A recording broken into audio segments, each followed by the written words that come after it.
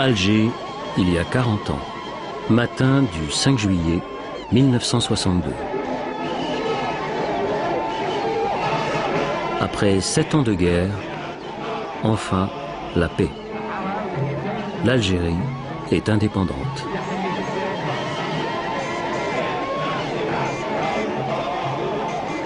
Un jour si attendu.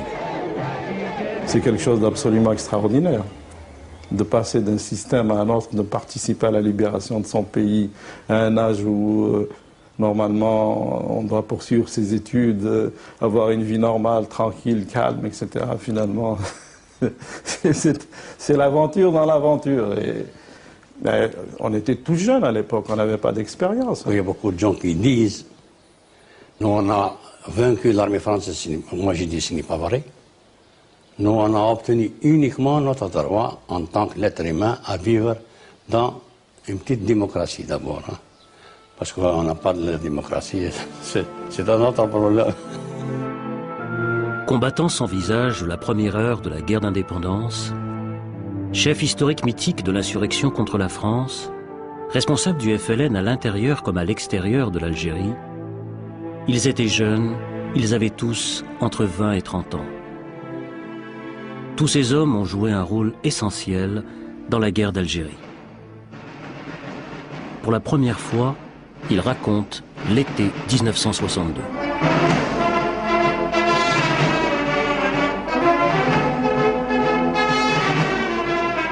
L'été 1962, les joies de l'indépendance et les luttes pour le pouvoir. L'indépendance aux deux visages.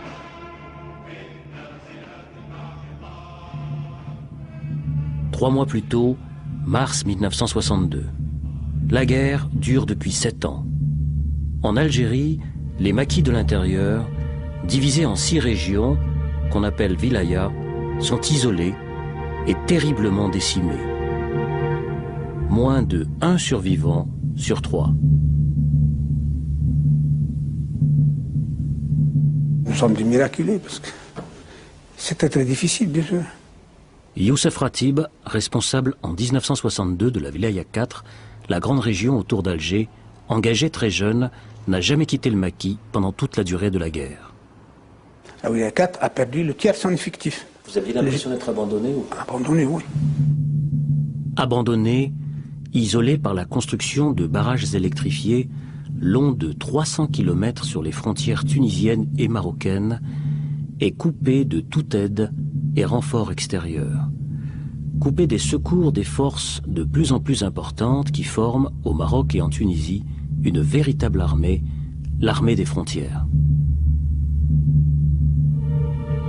Coupé des chefs historiques de l'insurrection, arrêtés 6 ans plus tôt, Ahmed Ben Bella, Mohamed Khidr, Ossinaït Ahmed, Mohamed Boudiaf, Mostefa Lashraf sont emprisonnés en France.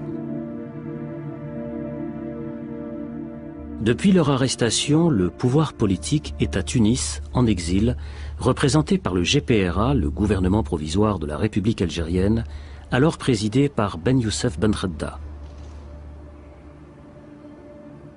Une révolution géographiquement écartelée entre les maquis de l'intérieur, l'armée des frontières au Maroc et en Tunisie, le GPRA à Tunis et les chefs historiques prisonniers en France.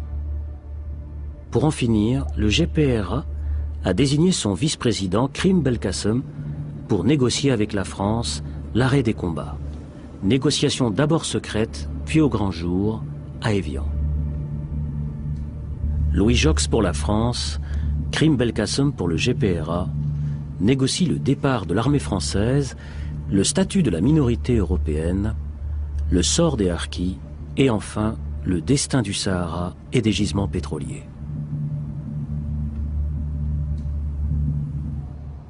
Pour nous, les négociations d'Évian, une bonne partie des négociations d'Évian, c'était un peu secret. Salah Boubnider dit Saout al-Ahrab, responsable de la Wilaya 2, nord constantinois, au maquis depuis 6 ans.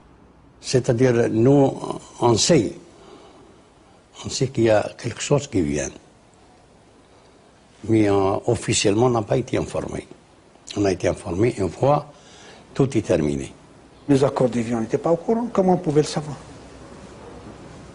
Vous entendiez des rumeurs, vous aviez des fragments d'informations? Non, pour nous, l'information, c'était le poste radio. C'était ça uniquement. La radio, c'est-à-dire Europe numéro 1 ou Radio Luxembourg, sur les postes transistors des soldats français. On n'a plus de risques, parce qu'il fallait prendre des risques comme ça. On se rapprochait le plus possible d'un camp, d'un poste. Et le cessez-le-feu, vous l'apprenez comment? Cessez-le-feu à la radio également. Ou comment voulez-vous? C'est ça, les gens ne savent pas ces détails, mais c'était coupé. C'était extraordinaire, c'était l'ennemi qui nous informait. À travers la radio, à travers la presse, nous étions informés. Le 18 mars 1962, après plus d'un an de difficiles négociations, un accord est enfin conclu entre les deux parties. Parmi les négociateurs, côté algérien, Reda Malek. Pendant toutes ces négociations, qu'elles soient secrètes ou publiques, on ne s'est jamais touché la main. Avec les délégués français, oui. Jamais. Parce que nous étions en guerre. Le 18 mars, à 17h, Jox a fait un discours pour la coopération, la réconciliation entre les deux pays. Et c'est à ce moment-là qu'il s'est levé et qu'il a touché la main des délégués algériens. Et qu'il y a eu une photo qui a été prise. Parce que pendant toutes ces négociations, il n'y a jamais eu de photographe. Même public, ces négociations étaient connues, etc. Mais à l'intérieur, dans la table de négociation, il n'y a pas de photo. La seule photo qu'on a, c'est celle où on a serré la main de délégués français. Ici Évian, eh bien ça y est, la guerre est finie, la paix est signée à Évian. Il y a quelques minutes à peine, les hélicoptères ayant à leur bord les membres de la délégation algérienne sont repartis. La paix est signée. Combattant de la guerre, aujourd'hui, le cessez-le-feu est proclamé.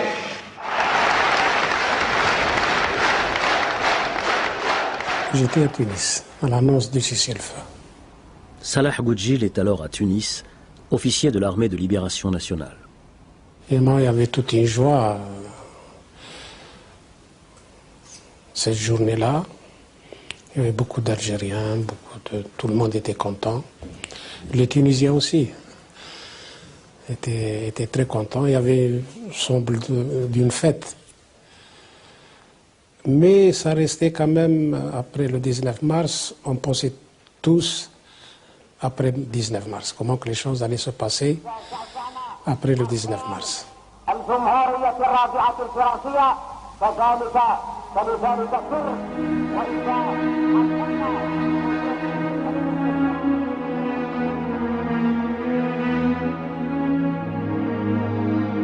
Après la signature des accords d'Évian, les frontières s'ouvrent.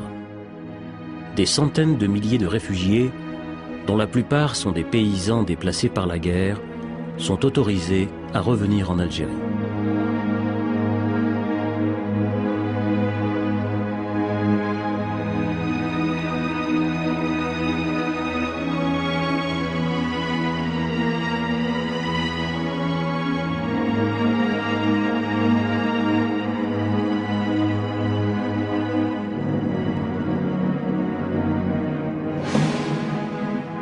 Parmi eux, après 7 ans d'exil, Abderrazak Bouhara.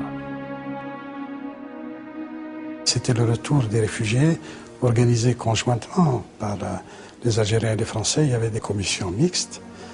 Et c'est dans ce passage que j'ai retrouvé donc ma mère après cette année d'absence, qui était, quand elle a su que je venais de franchir la frontière, et avec le réseau du FLN, ils m'ont ramené sur la frontière du côté de Gambetta, bien entendu. Je le reconnais parce que on ne peut pas ne pas reconnaître sa mère, même après 7 ans d'absence. Mais il y avait avec ma mère mon jeune frère. Et je lui ai posé la question pour savoir qui était ce jeune homme qui était avec elle. Je ne l'avais pas reconnu. Pas reconnu.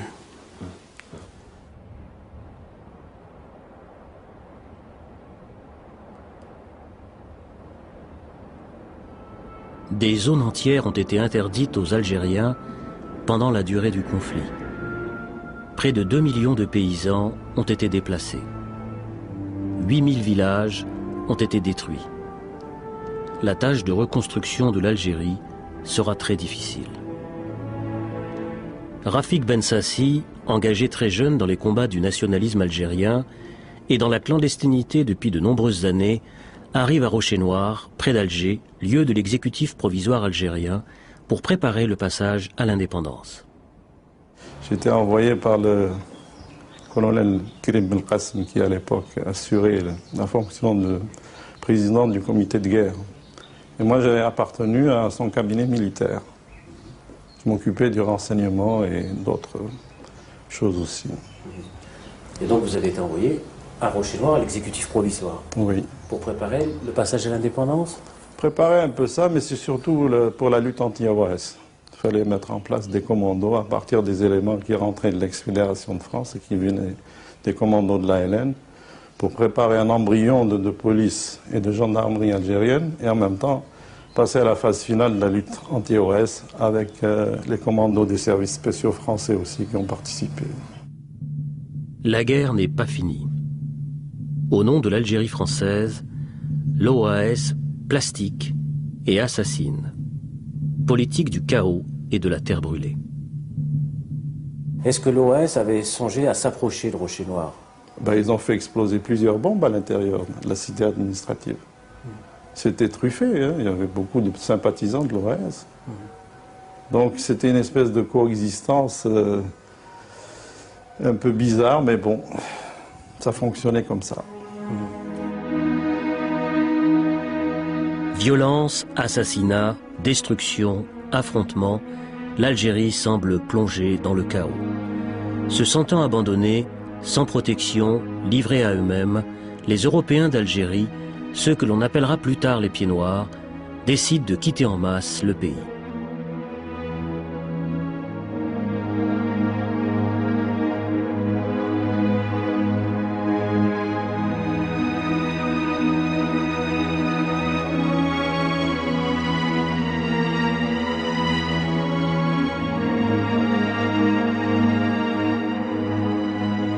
C'était une vision, je ne peux pas dire acceptable, mais vraiment pénible. Toutes ces familles complètement abandonnées pratiquement, laissées à elles-mêmes, avec des enfants, des femmes. D'ailleurs, à ce propos, j'ai vécu un épisode qui m'a douloureusement marqué. C'est du côté de l'Harrach, l'ex-usine de carreaux, de carrelage ou de briques, une briqueterie, je crois.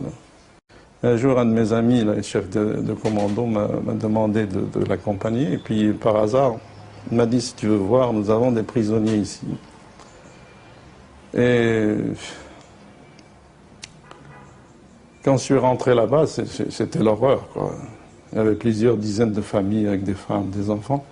Ils étaient en règle générale kidnappés quand ils allaient sur la route de mise en marche. Ils étaient arrêtés par qui? Il y avait des désirs de vengeance, il y avait du gangstérisme, il y avait de la stupidité. C'était des Européens? Oui, pour la plupart, oui. Qui avaient été enlevés avec des femmes, des enfants, des vieillards, etc. Alors, moi, j'ai pris sur moi la décision d'alerter immédiatement le commandant Ousdir Omar, qui a alerté le commandant Azdin. Et par la suite, tout le monde a été libéré et escorté jusqu'à Maison-Blanche. La période était complètement désaxée, c'était l'affolement partout, il n'y avait plus d'autorité nulle part. Les troupes de l'armée française étaient cantonnées dans leur casernement, et donc c'était un peu la loi de la jungle. L'armée française, près de 400 000 hommes en Algérie, décide de quitter progressivement et plus vite que prévu, le territoire algérien. Avec eux, 60 000 soldats harkis et leurs familles décident de choisir l'exil par crainte d'un destin tragique.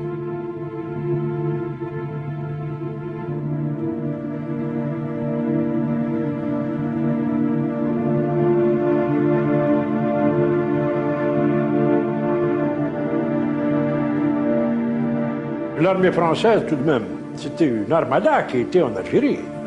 Dans les accords, on avait prévu qu'il fallait les ramener à 80 000 hommes au bout d'une année après l'autodétermination. et ensuite procéder à l'évacuation définitive dans un délai de 24 mois. En fait, oui, c'est-à-dire 3 ans, c'est toujours les 3 ans dont on avait parlé pour les droits des Européens. Eh bien, ce qui s'est passé, c'est que finalement, l'armée française a quitté l'Algérie totalement, avant une année, après l'autodétermination.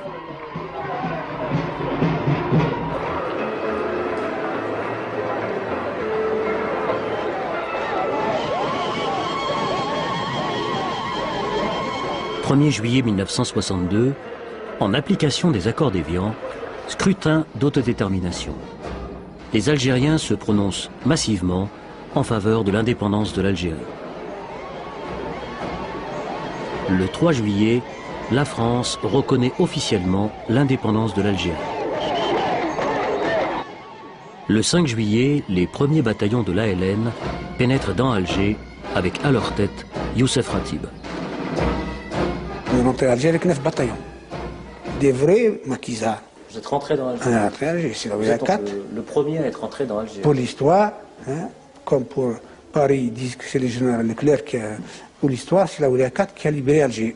Donc, on est rentré en force, et là, on a invité toutes les wilayas pour venir assister. Il y a eu la wilaya 3, la wilaya 2, la wilaya 3, et des gens de la wilaya 5 qui sont venus assister aux cérémonies. D'autres ne sont pas venus. Le même jour, ce 5 juillet, le président du gouvernement provisoire, Ben Youssef Ben Khadda, pénètre à son tour dans la capitale algérienne. Avec lui, un des responsables du FLN, Mohamed Arbi. J'ai rarement vu une foule aussi dense et aussi explosive et joyeuse. Et elle nous a accompagnés sur des kilomètres. Il y avait des dizaines et des dizaines de milliers de gens qui chantaient, qui dansaient, qui avaient fabriqué des drapeaux de toute nature.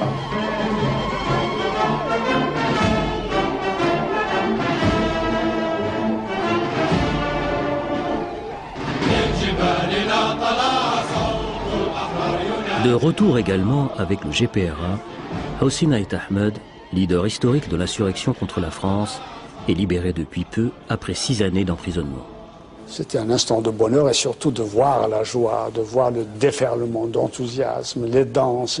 C'était une atmosphère presque magico-métaphysique. C'était extraordinaire. C'est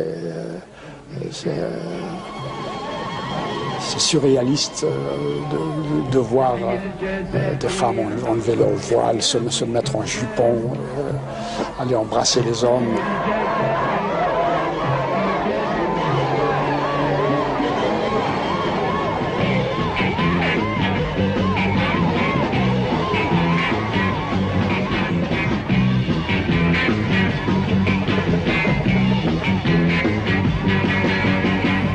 Le peuple d'Alger, le peuple de l'intérieur qui sont arrivés, ouais, le peuple de l'intérieur est arrivé ici, les gars un bataillon de la wilaya 2, un bataillon de la wilaya 3.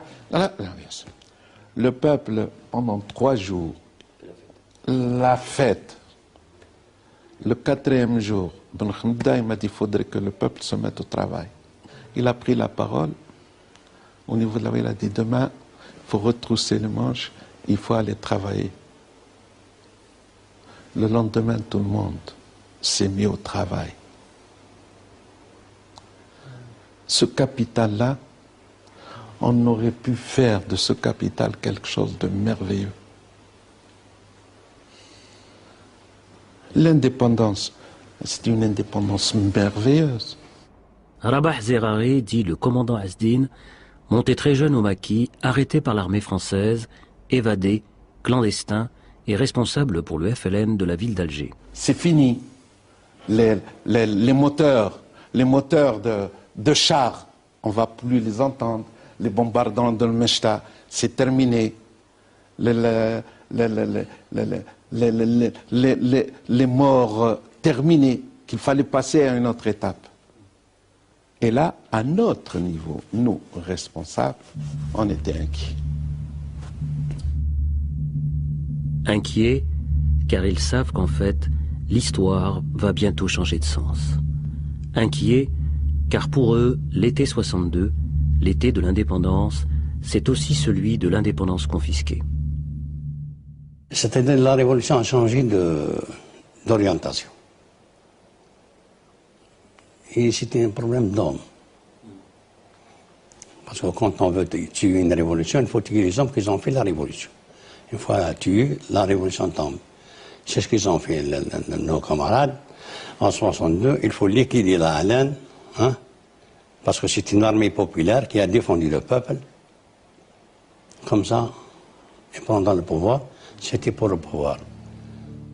Au moment où se réalise leur rêve, l'indépendance de l'Algérie, les luttes pour le pouvoir s'exacerbent. Comment s'est jouée cette histoire, secrète, difficile et compliquée, qui va conduire à l'indépendance confisquée? Retour en arrière. 2 ans plus tôt, et retour sur les hommes, les 5 leaders historiques emprisonnés. Rabah Bitat, Ben Bella et Ahmed Boudiaf ne formaient pas, disons, un groupe homogène. Ils ont eu, sans aucun doute, on le sait maintenant, des problèmes de cohabitation en prison qui ont joué autant que les divergences politiques.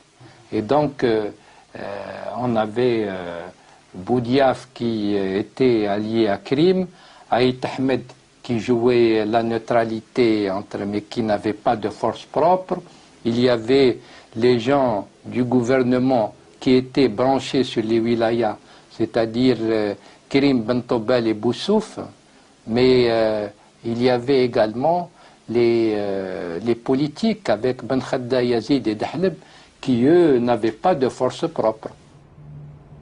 Divergence entre les chefs, divergence politique aussi entre le GPRA, le gouvernement provisoire de Ben Khadda à Tunis, qui conduit alors les négociations pour la paix, et l'état-major de l'armée des frontières en Tunisie.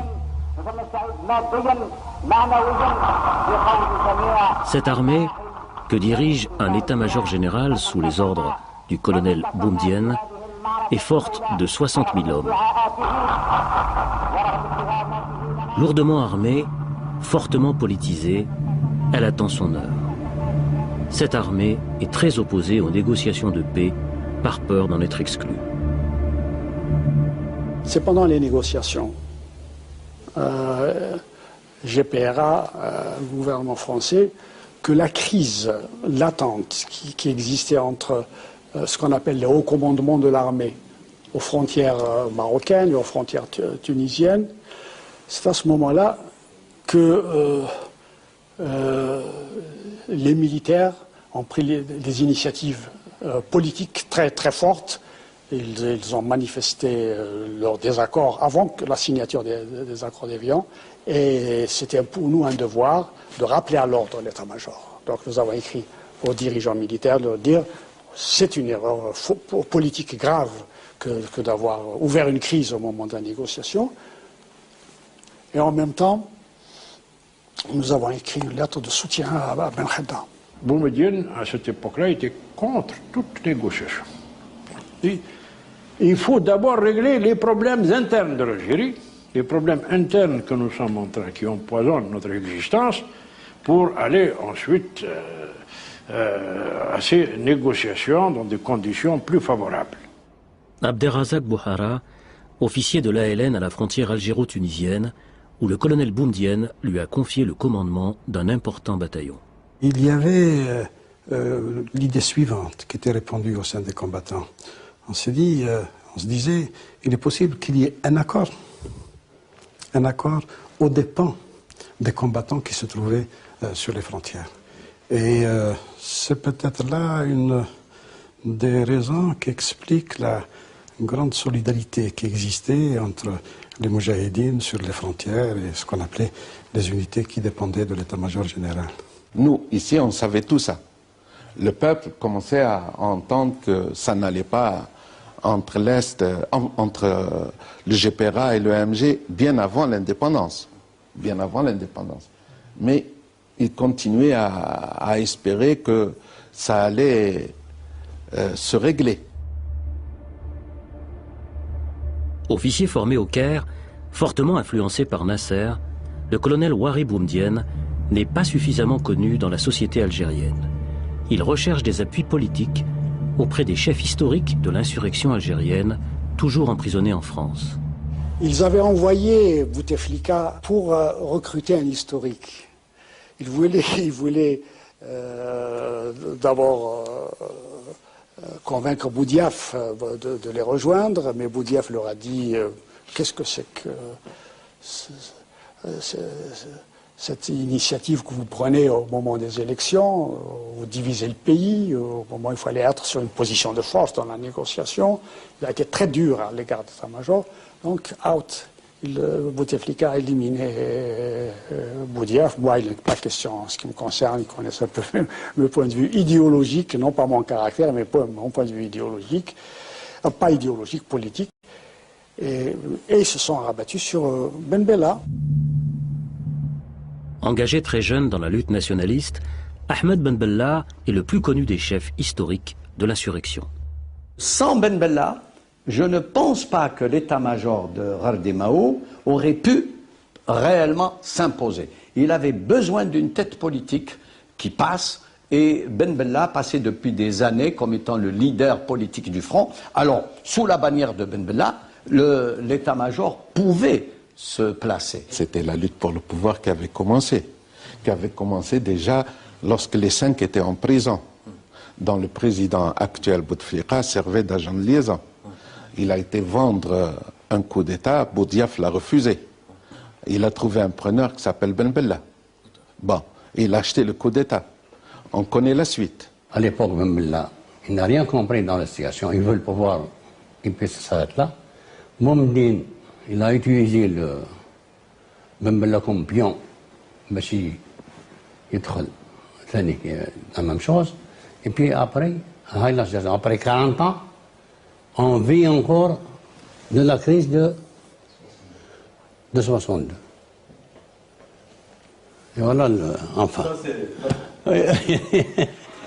Voilà, ça va. Début avril, la guerre est finie.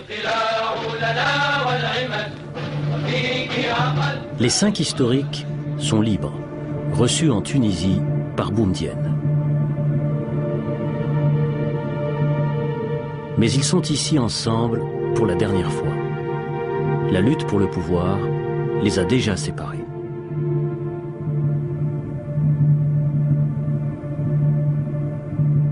Vous savez, personnellement, j'ai fait des efforts pour que nous rentrions unis. J'ai profité de ma présence au Caire lors de la réunion du groupe de Casablanca, le groupe africain de Casablanca, pour aller voir Nasser et avec l'autorisation du chef du gouvernement et lui dire ceci: si jamais cette crise atteint l'Algérie, vous ne serez pas gagnant. Ben Bella ne sera gagnant. Personne ne sera gagnant. Si la digue se rompt, c'est l'atomisation. Donc, s'il vous plaît, faites quelque chose. Moi, je suis prêt à soutenir un remaniement possible du GPRA pour mettre à sa tête Ben Bella. Mais, de grâce, il faut intervenir parce que ce qui risque de se produire en Algérie, c'est du nihilisme, si jamais on dérive vers la guerre civile.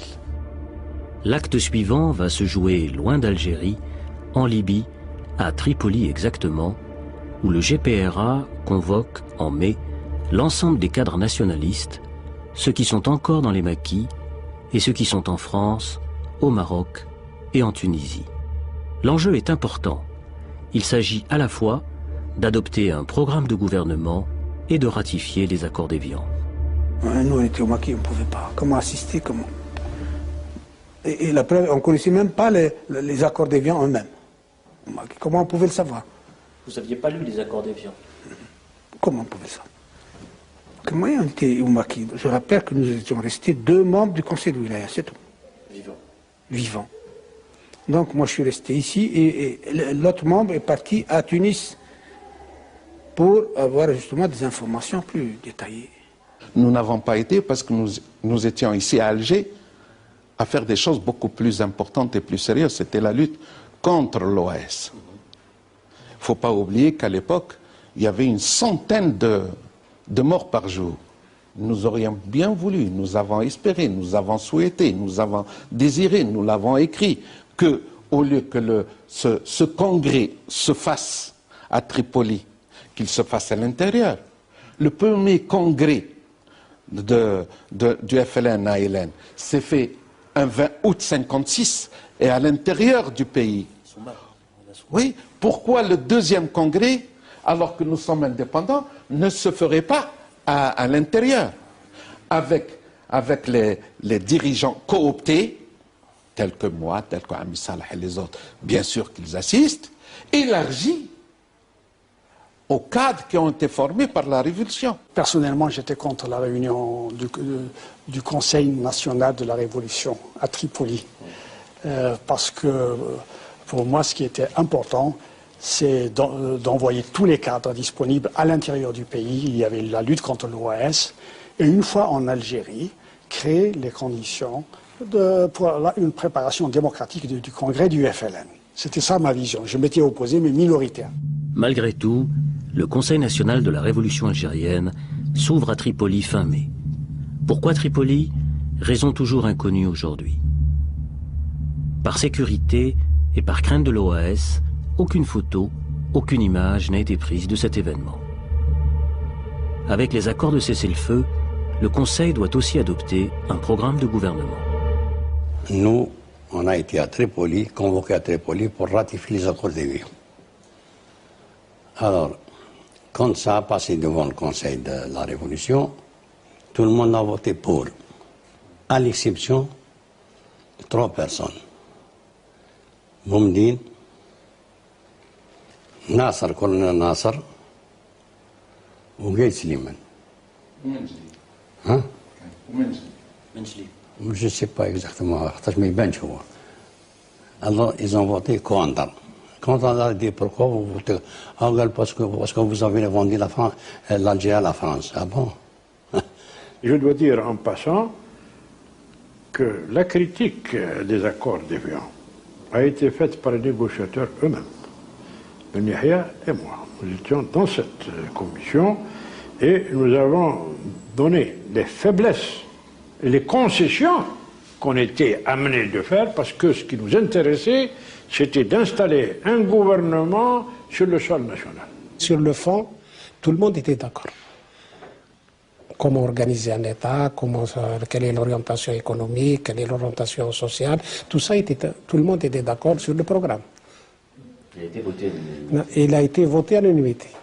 C'est important de dire à l'unanimité parce que ce qui va suivre après. Ali Haroun, membre de la direction de la Fédération de France du FLN, témoin privilégié de ce moment.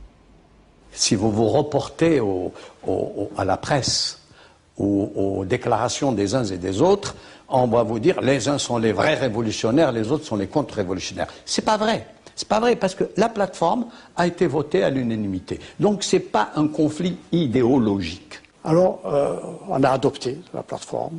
Et après l'adoption de la plateforme, de notes folkloriques, Ferhat Abbas crie, il dit ça, c'est du communisme mal digéré. Il a voté quand même. Et Mohamed Saïd, il a dit Heil Hitler. Lorsque le vote à l'unanimité a été proclamé, il a dit Heil Hitler.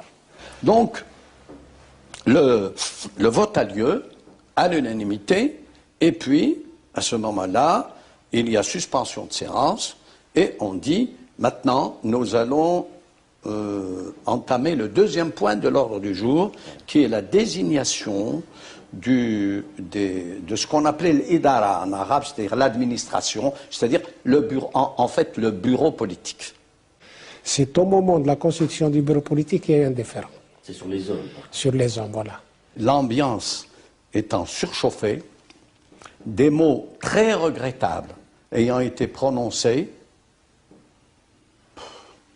par certains, et l'atmosphère chauffant de plus en plus, Omar Boudaoud dit « S'il vous plaît, silence, silence, je suspends la séance, on verra demain matin. Et depuis, le CNRA ne s'est jamais retrouvé dans son intégralité. Donc, on n'a pas eu de vote, ce qui fait que nous sommes restés suspendus depuis.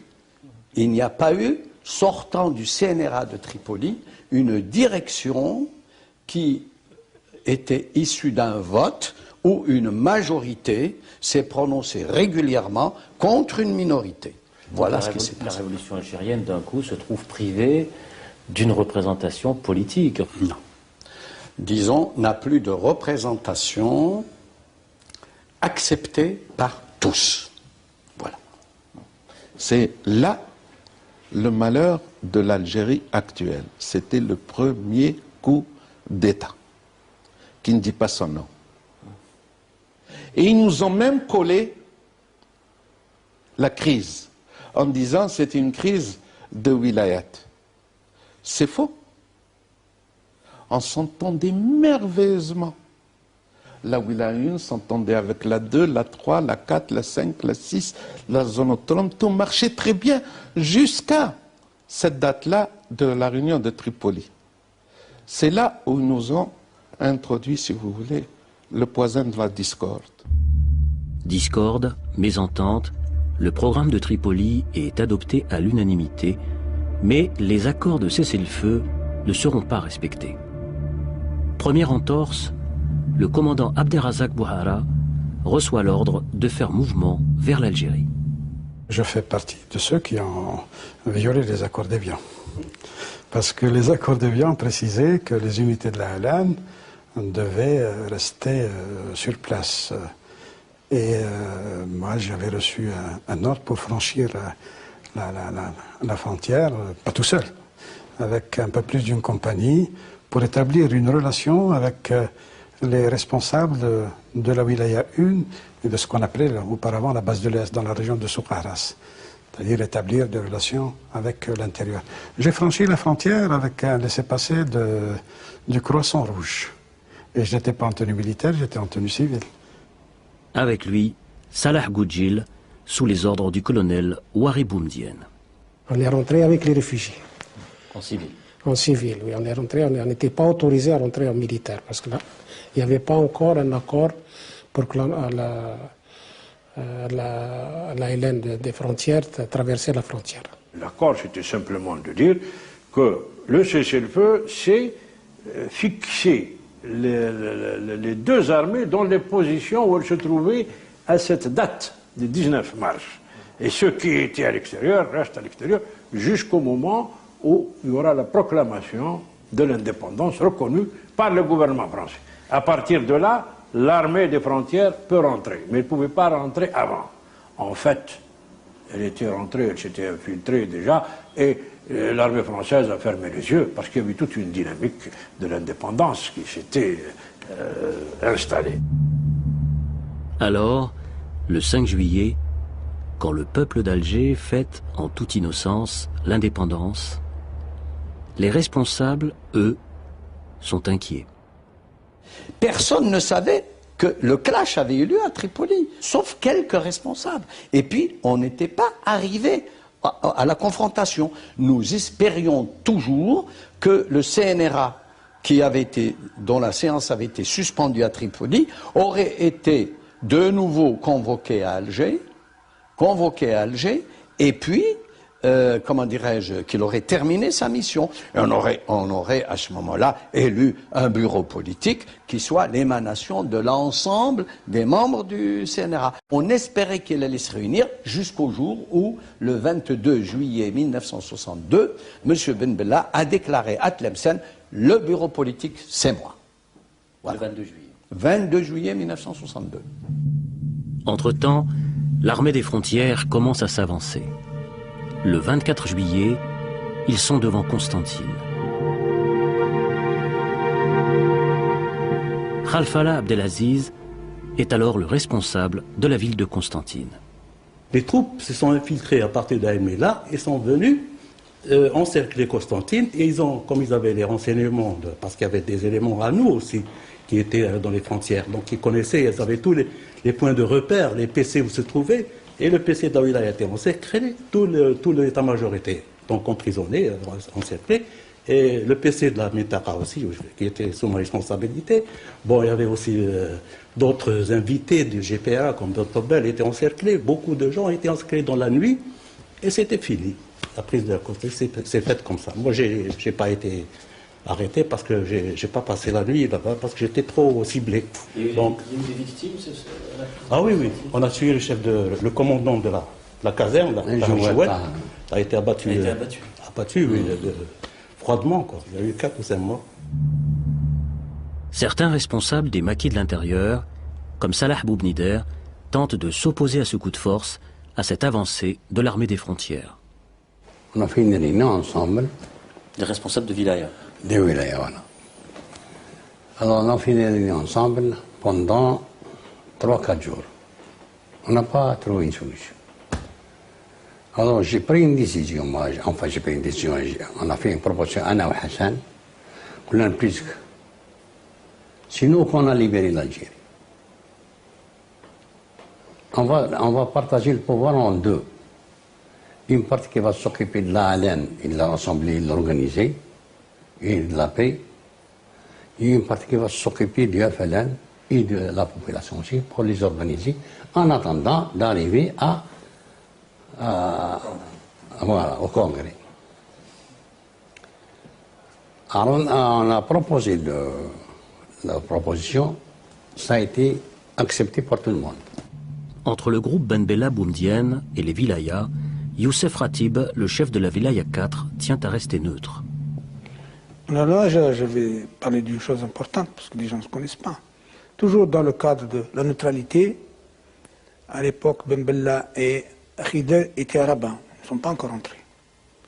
Nous sommes toujours le fin juillet, là, peu après là. Donc, de ma propre initiative, j'ai pris, en accord avec le colonel Mohamed Hala III, on a pris un avion de l'exécutif, on a été rendre visite aux 2 responsables arabes pour essayer justement d'arranger les choses, en disant que, attention, les gens sont armés, on risque la guerre civile, on n'est pas encore concerné, nous, on est neutre.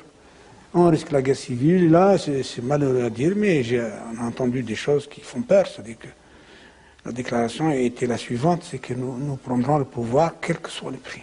Quel qu'en soit le prix. Je l'ai entendu de mes propres oreilles. Le pouvoir à tout prix. Ahmed Ben Bella pénètre dans Alger le 3 août, pratiquement sans opposition sérieuse. Le GPRA se disloque. À partir du moment où c'est la force qui a primé, et il est là, il y a un bureau politique, on va le voir. Et on lui dit, bon, mais qu'est-ce que tu veux faire? La première des choses, il dit, remettez l'argent qui reste à un tel. On dit, très bien, cet argent n'est pas le nôtre. Hein. C'est les restes, c'était les cotisations, je crois, des 2 ou 3 derniers mois de la fédération, qui n'avaient pas eu le temps d'être transmises par la voie normale. Monsieur Ben Bella désigne quelqu'un qui part avec Omar Boudaoud en Suisse et il lui fait la passation des comptes, etc. Il obtient le quitus, et puis nous ne sommes plus rien. C'est fini.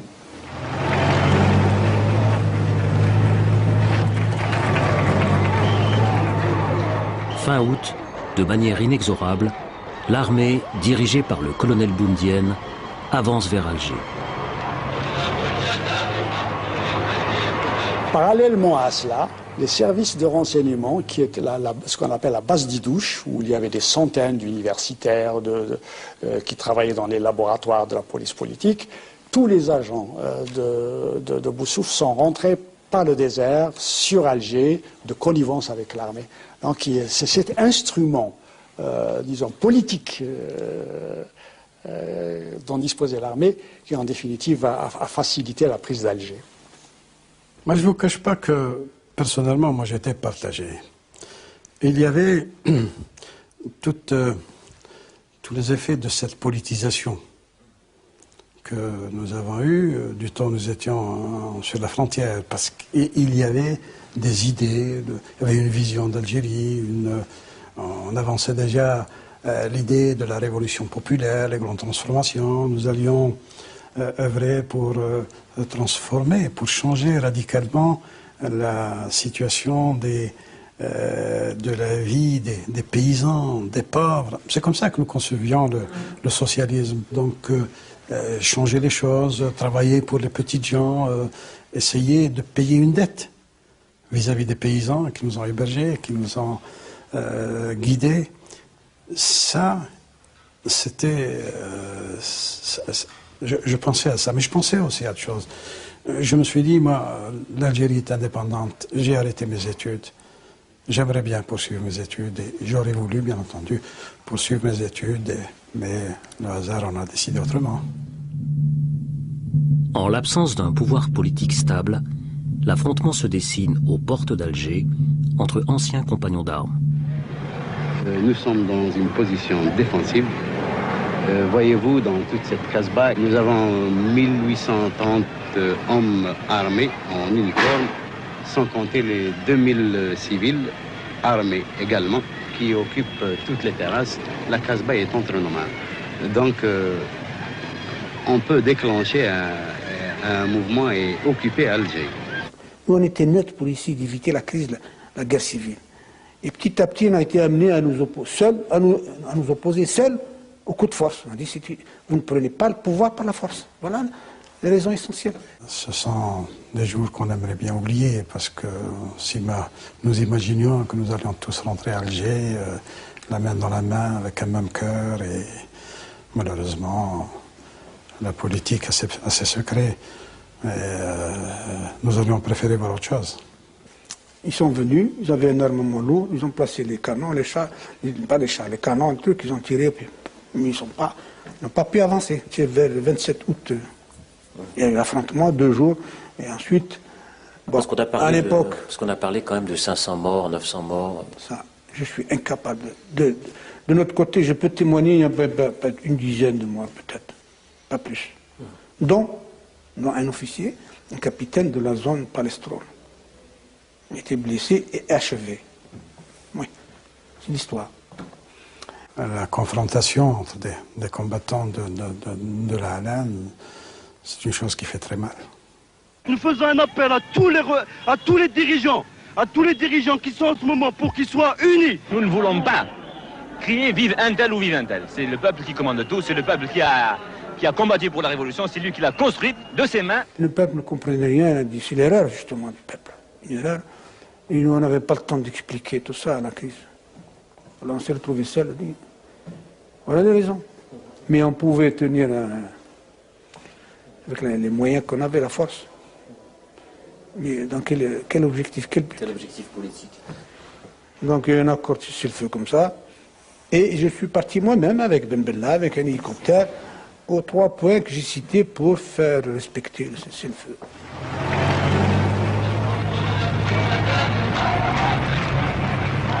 C'est fini. Début septembre, l'armée, emmenée par le colonel Boumedienne, entre dans Alger pour rejoindre Ahmed Ben Bella. C'est le peuple qui est vainqueur. C'est ce que j'ai dit tout à l'heure, que c'est le peuple qui a imposé la présence du bureau politique ici. Cela peut paraître paradoxal.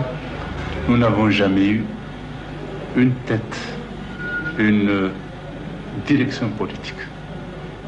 La révolution algérienne a souffert constamment d'une méningite cérébrale, si l'on pourrait dire.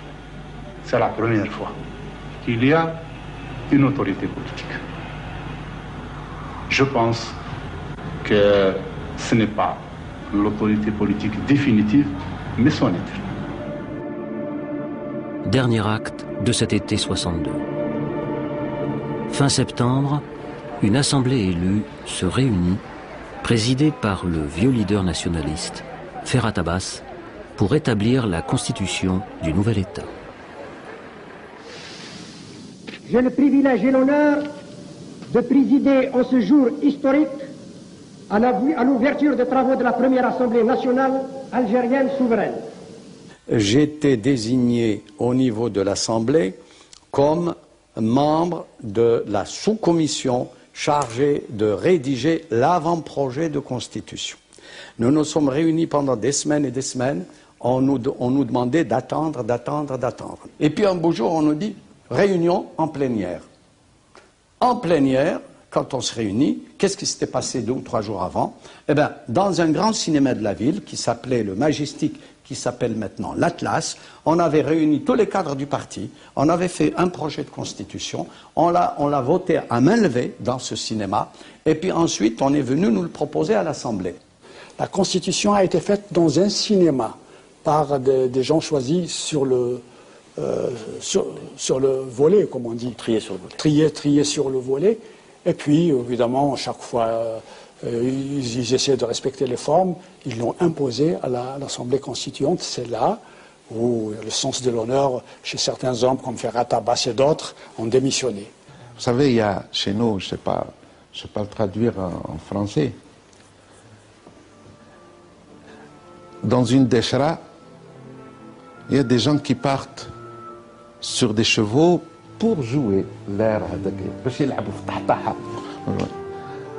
La femme, elle a vu son fils partir. Quelque temps après, ils sont revenus lui dire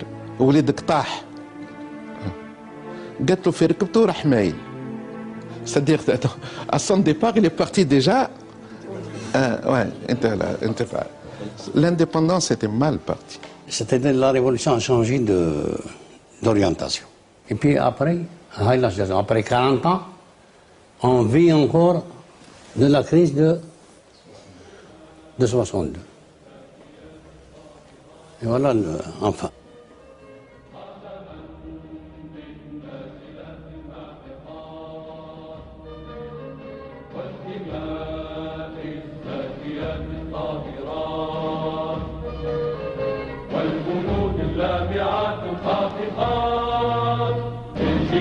الشامخات الشاهقات نحن صرنا فحياة أو ممات وعقدنا العزم أن تحيا الجزائر فاشهدوا فاشهدوا فاشهدوا